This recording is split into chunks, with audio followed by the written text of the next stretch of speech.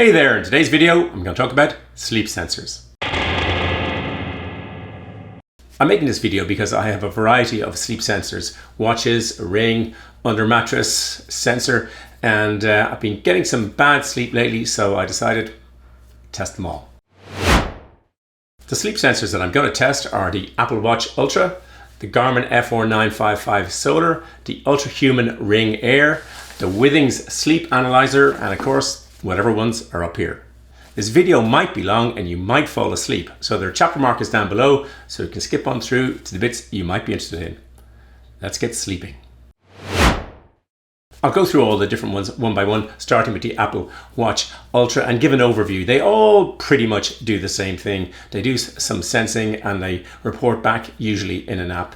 And in Apple's case, you can see it in the Health app. Unusually amongst all these various devices, there isn't a sleep score. They do give you interesting things that I think you don't get in other things, like a sleep schedule that I actually have set on my Apple Watch, telling me when to go to bed. Stuff like that, when you might want to wake up, all sorts of things like that. It's actually quite useful. There's lots of tutorials and feedback, as there are on most of these. And Apple measure, they call it slightly differently, but they've got your awake sleep, your REM, rapid eye movement sleep, your core, I think everybody else calls that light, and your deep sleep. The Garmin F955 Solar reports back. You can see some stuff on the watch itself and a lot in the Garmin Connect app. It does sleep metrics and also gives you a sleep score. It does your awake, your REM, your light, and your deep sleep. And it also gives you feedback such as you're not getting enough deep sleep. And all of these gadgets, devices, give you lots of data, and I'm not going to drill into all of it, but yeah, Garmin does the essentials. I haven't yet reviewed in detail the Ultrahuman Ring Air, but that'll come in a couple of weeks. And it's still going through its various metrics. It takes a couple of weeks, as it does with the Garmin and most watches, to settle down our measuring devices to kind of get an idea of where you are. But it does give a sleep score. It'll give you an awake, your REM, your light, or deep.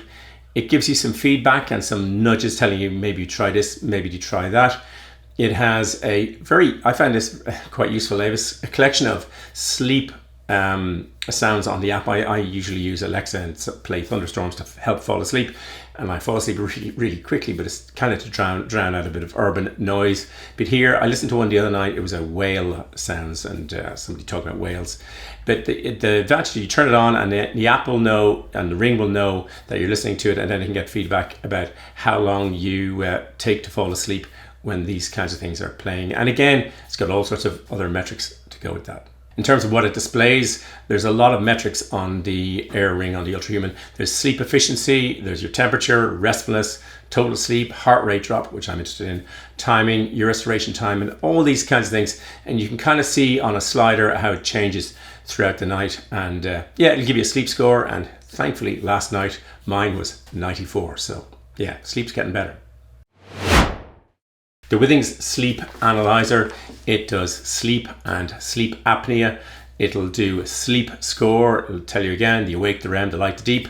The apnea is useful to have. Usually for me it's okay, but lately it was trending up, and I think at the same time it's getting a lot of bad sleep. And it'll also measure your snoring, should that be of interest to you. I'm presuming it does that by sounds or vibrations. And again, there's lots of tutorials and info in the Withings app as to how to get better sleep. How about me? Well, I've got a processor and lots of different things that are measuring things that go around me. One of the things I can't do is take my own heart rate when I'm sleeping, which is something that I am interested in. And I can give myself limited feedback. Don't drink too much before you go to sleep. Don't stay up late. Don't drink caffeine, all that kind of stuff. And I'm not 100% sure how reliable my data inputs are, or the outputs. Recently, I've had a back injury and I've had very bad sleep.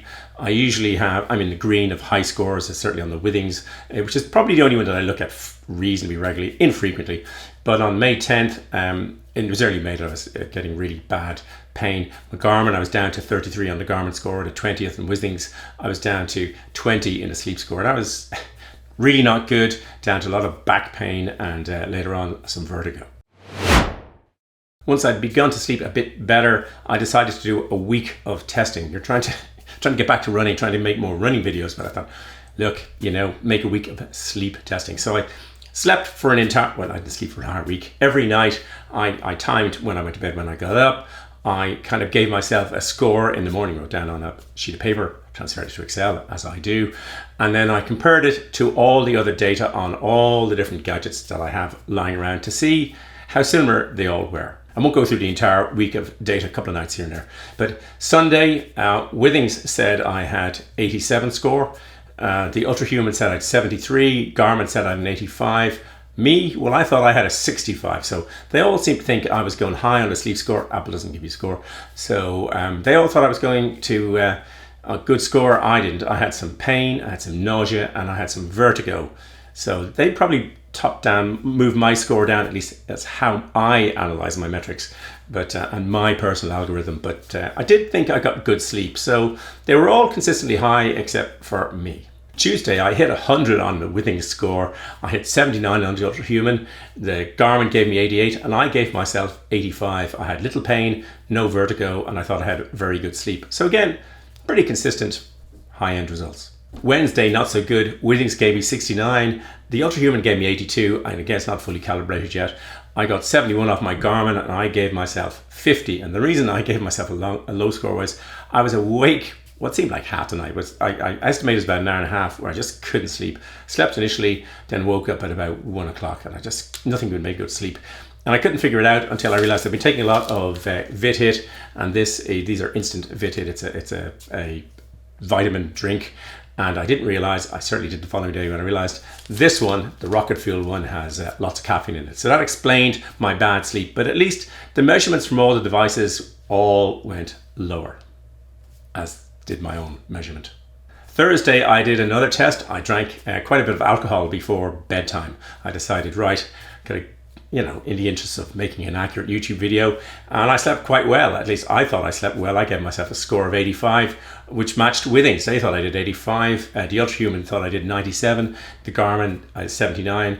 I felt very groggy, and I did get very bad vertigo, but I slept a long time. But a couple of times, the vertigo, which wasn't, I don't think, due to the alcohol, because I've had it here and there, was it was pretty grim.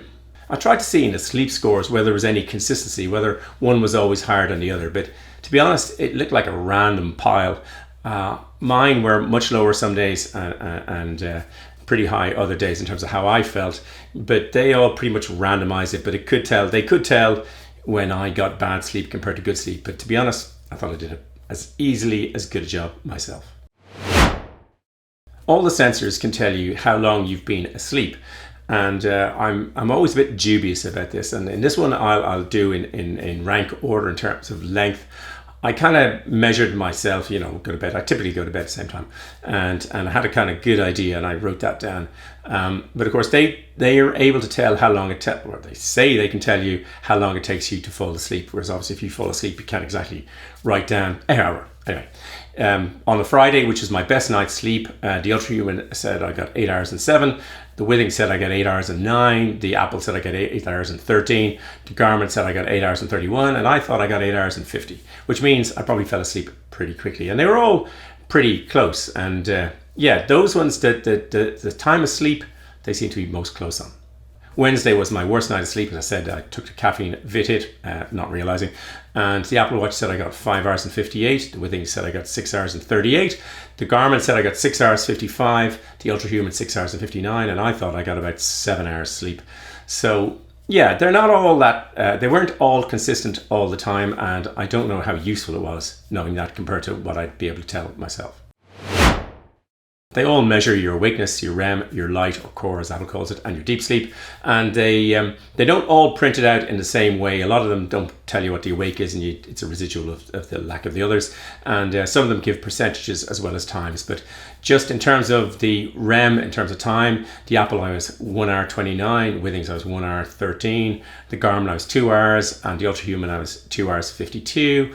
In terms of light sleep, it was 6:10 for the Apple, 5:21 for the Withings, 5:33 for the Garmin, and 4:42 for the Ultrahuman. And then in terms of deep sleep, Apple said I got 34, Withings said I got an hour 35, Garmin said 58, and Ultrahuman said 37. And again, I don't know how accurate, and they're certainly not consistent. None of those results are consistent, and I'm not sure they're even useful. But anyway, they measure them. How reliable are the sleep sensors? Well, they're certainly not consistent. They all give different data here and there. I think some of them are taking a limited set of data and trying to draw too many conclusions, and a lot will depend on their individual algorithms and on the metrics they measure. But overall, yeah, not as reliable or not as data interesting as I'd like them to be. One area where I think these are really useful is the data that feeds into the other metrics that are going on in the various devices. So Garmin will have a lot of that sleep data will be going in to tell you whether you're ready for training, and all the others do things in different ways. They measure your heart rate, which I think is really important during the night, and also your heart rate variability. I'm really interested in those two. So that I can't measure myself. I am interested in the sleep feedback, because if your sleep is getting better, and most of it you can tell yourself. And most of the tips and techniques that they give you, you know, don't drink caffeine, don't watch YouTube videos. They don't say that, but that's what they mean. Don't watch YouTube videos just before you go to sleep. You know, turn off the lights, all that sort of stuff. Have a shower, calm down, blah blah. They're all marginally useful. I'm not sure how accurate the sleep apnea on the Withings is, but it is useful. I can certainly tell when I'm sleeping well, that score is low. I'm not convinced about the snoring usefulness on the Withings. I mean, I think if you snored, you'll soon get the elbow and the ribs metric, and if you're on your own, doesn't really matter. Maybe it feeds into the sleep apnea. So they're of limited use overall. Should you buy a sleep sensor, says the man who has 4 of them? Well, if you've got a smartwatch, it probably comes with it, and so it's built in. If you wanted the data and you don't have a smartwatch or didn't want to wear a smartwatch at night, sometimes I find I can get a rash with this strap on this Garmin, so sometimes I can't wear it at night, and lots of times this takes so long to charge that I forget before I go to bed.